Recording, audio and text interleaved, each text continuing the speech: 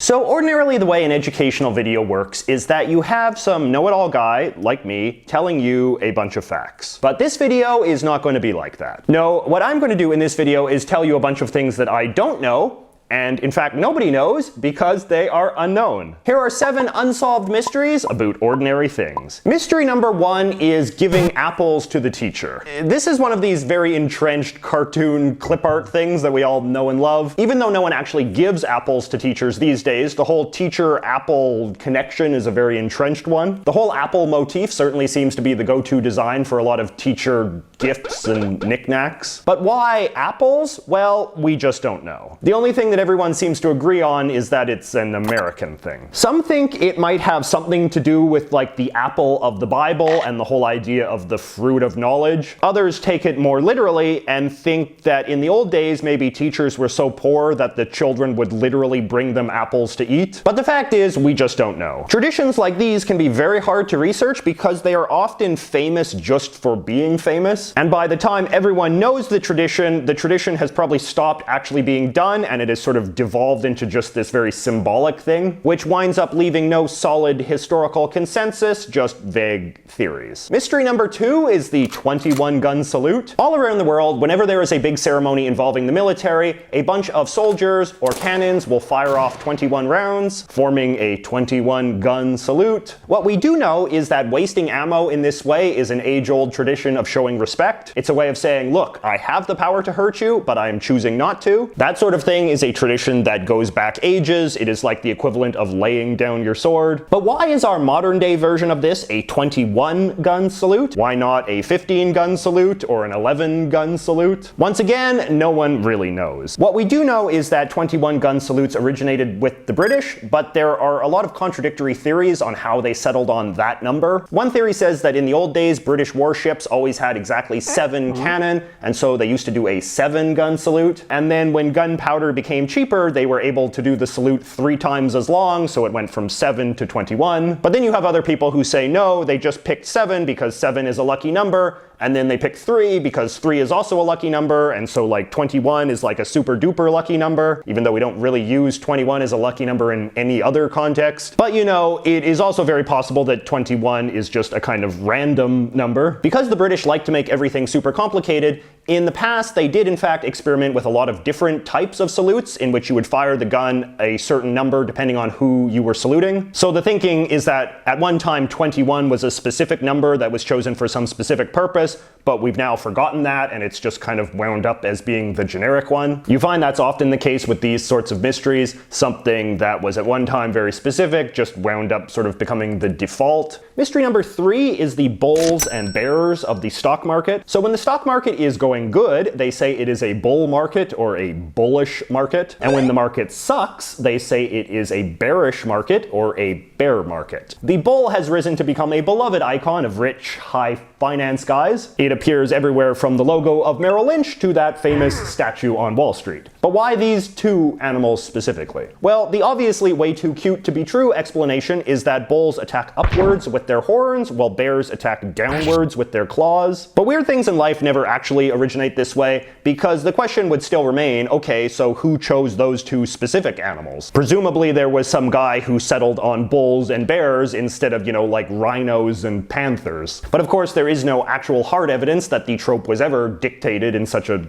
top-down way. The other thing you read a lot is that in the old days, guys who sold bear skins were sort of the deadbeats of the British trading scene, and they were so hated that over time, bear just became a sort of shorthand for bad markets in general. And then you have people that take things even more literally and say that no, a bear market literally meant like a B-A-R-E market, like a market with nothing in it. And then a bull market would be a market with a lot of bulletins advertising good things, and you can see how stupid this is. Short answer, we don't know why we use these animals. So mystery number 4 is the word okay, particularly the way we often spell okay as O.K. It's really odd that we use okay as an abbreviation, considering it never stands for anything except itself. itself, unless maybe it used to stand for something else and we've just forgotten what. And that may be true, but no one knows. I remember learning somewhere that OK was originally supposed to stand for Old Kinderhook, which was like the nickname of some president, and then somehow that wound up becoming the mainstream way Americans say yes, which I guess would sort of be like if 200 years from now we said MAGA instead of no. But the bizarre Old Kinderhook story is actually just one of many implausible theories of where OK came from. The list includes everything from it being the initials of a famous Native American chief, to it being a town in Haiti, to it being a very popular brand of crackers during the Civil War. When the theories start getting this convoluted and diverse, it is usually a good sign that we're never actually going to solve the mystery. Mystery number 5 is April Fool's Day. There does not seem to be any clear historical understanding whatsoever as to why we play pranks on each other on April 1st, as opposed to any other day of the calendar, yet we have in fact been doing it for centuries. The absolute best theory that anyone has been able to come up with is that maybe it is the remnants of some old pagan festival. When in doubt, always say it's a pagan thing. That is the slogan of people who can't explain weird traditions. Number 6 is calling people from Indiana Hoosiers. For our non-American friends, Hoosiers is what Indiana people call themselves. They never ever say Indianan, even in like very serious or formal contexts. We must support new ways to confront the growing epidemic of drug abuse and addiction that's tearing apart Hoosier families. Now, while Hoosiers are divided over how or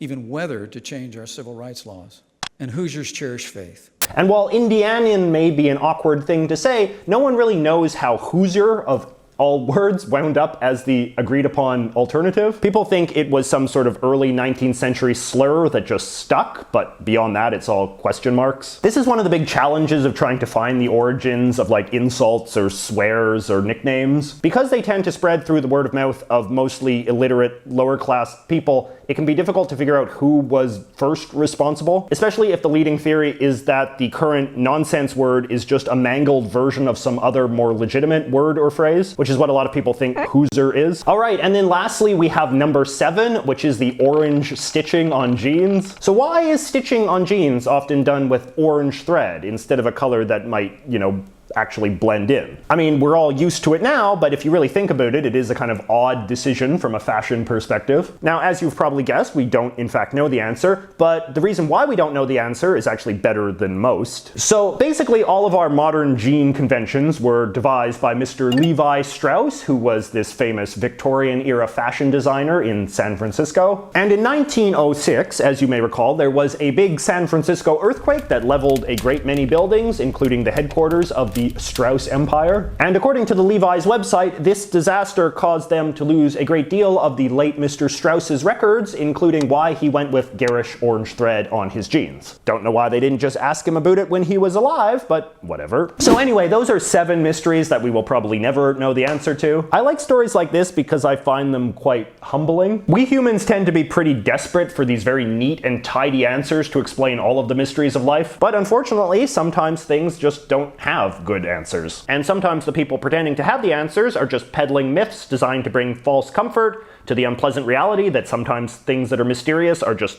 going to stay mysterious forever. Do you know any examples of small mysteries of daily life that do not in fact have good explanations? Or how about an answer to a mystery that is actually a lot less satisfying than the alternative explanation that a lot of people like to believe? Let me know in the comments below and maybe I can do a follow-up video someday. Because come on, there's nothing more satisfying than crushing someone else's sense of smug satisfaction, is there? Man, this really seems like it's turning into a metaphor about religion.